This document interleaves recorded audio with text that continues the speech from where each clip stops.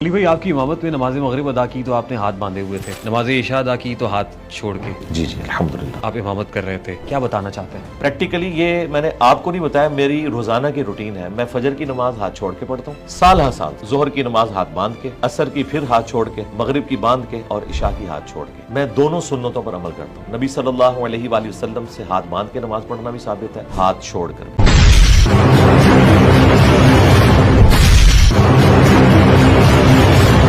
मेरे भाई अब तो हूं तो गल वध गई है।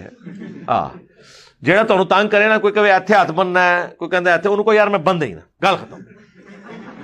और ये आप गुस्से में भी कह रहे होंगे तो एक और सुन्नत पे अमल कर रहे होंगे, इरसालुल यदैन।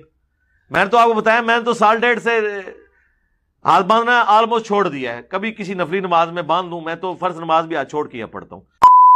मैंने तो आपको बताया, मैंने तो साल डेढ़ से हाथ बांधना ऑलमोस्ट छोड़ दिया है। कभी किसी नफली नमाज में बांध दूं, मैं तो फर्ज नमाज भी हाथ छोड़ के पढ़ता हूं।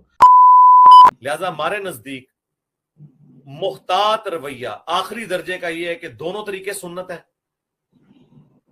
और अगर जान की मान पाऊं तो अर्ज करूं कि हाथ छोड़ने वाला तरीका हाथ बांधने से ज्यादा बेहतर है, कि हाथ छोड़ने वाला तरीका हाथ बांधने से ज्यादा बेहतर है।